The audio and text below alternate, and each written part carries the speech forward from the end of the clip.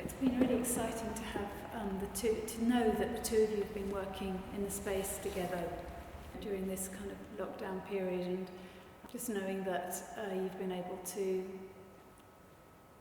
try things out. I'm just like to sort of ask Ioana initially to set up the scenario. So you called this project Past Present. So how do you bring the past into the present in your work in general? I mean, can you give us a kind of overview of that idea? I've been working a lot with archival images. In relation to these images, I began to bring in the body of the performer, and usually there are quite impromptu performances that just happen, me directing them with my available audience. Now there was no available audience in the situation, and but it's been wonderful to work with the space and also to collaborate with Hanna. I think that's a really interesting tension between the two. past of the archive and of a certain historical situation and the presentness of the body and of the space. But I guess the way you've been able to sort of explore the body has been really through the medium of Hanna, and I'm just sort of really interested as well as to how your own research as a choreographer kind of keys into Ioana's preoccupations, because it's the first time you've worked together, isn't it? So I wonder how the experience has been for you, Hanna. For me, I was starting very much on a blank sheet of paper coming in and understanding Ioana's work, trying to understand her processes, and trying for us, I think, a little bit to negotiate how our differences could somehow complement or merge or find ways to exist in the same space, which has been brilliant. I'm also, for the first time, trying to put our work as Asians in a gallery space. I was really curious what that context is. I've witnessed some of your earlier events, I'd call them, where you, in a way the work is entirely dependent on the space in which it happens. They tend to be improvisations. I mean, I generally work a lot with spaces. I am trained as an architect. I have a background in architecture. I come from that side, and then I started working with images, and mostly images of spaces. So photographing spaces, but then begin to make interventions with images in spaces. And at some point I've started using light projection and working in given gallery or rooms, sort of filling them in with these large images, almost as a way of inhabiting the image, of living within it. My research work for many years has been about Bucharest, and then I got the invitation from you to use a space of Beaconsfield.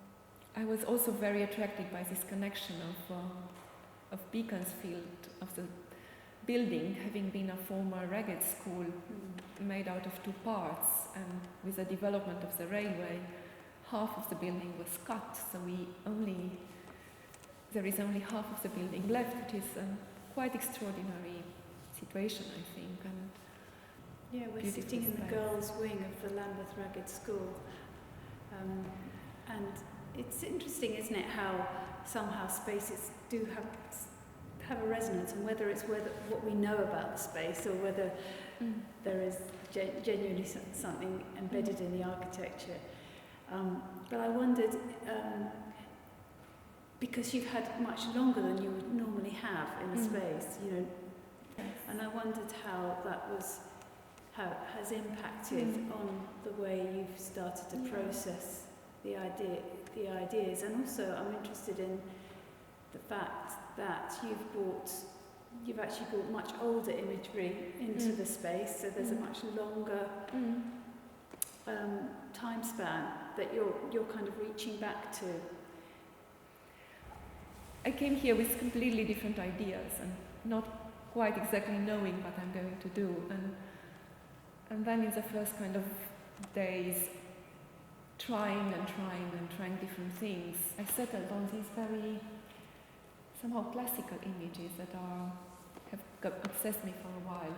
They are of bodies from Pompeii. They are casts of bodies caught in the moment of when they were trying to flee the Vesuvius eruption in the 1st century.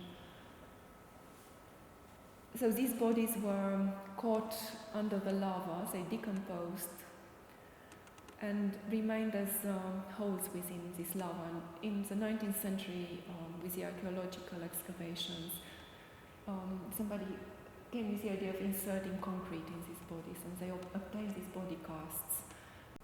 So they are beautiful as photographs, and they are strange as objects. I was wondering how the introduction of actually a completely separate discipline, how you've each found that, because there is performance and there's performance, and the way that we understand performance in the kind of visual arts is actually different from the way maybe a dancer or a theatre person would understand performance in that way. And of course you've not had an audience until today, in fact. Yeah, that really helped, I must say, to sort of make sense of being in the space. But also there's something about that I've been working on for a while, is this sort of flattening hierarchy of elements, so trying not to pull focus, I guess. I was a bit preoccupied by that in this, a feeling of allowing the space, allowing the image, allowing the sound, allowing the light, allowing the body to somehow have an equal, allowing Ioana to have an equal weight in the space. Well, thank you for taking up the invitation, and we're really excited to, be taking it forward later in the year.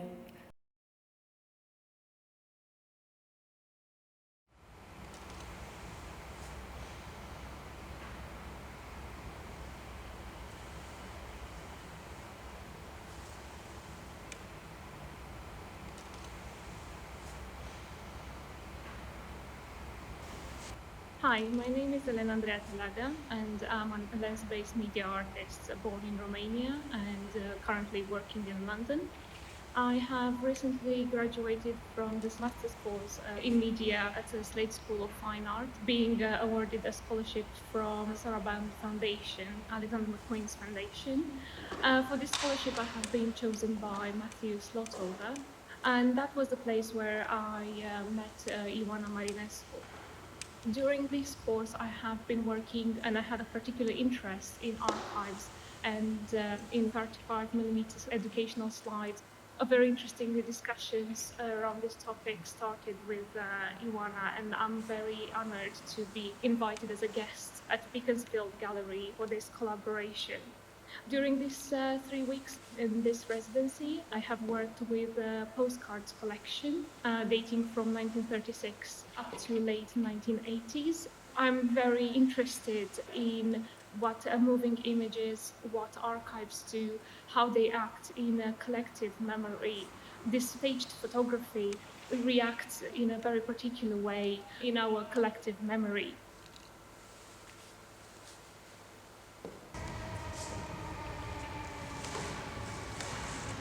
One thing that really is present in my practice, and I think of it a lot, is the fact that memories can be written, even if you didn't have an experience of a certain memory. If you believe in it, it can be written in your memory and you believe it's true.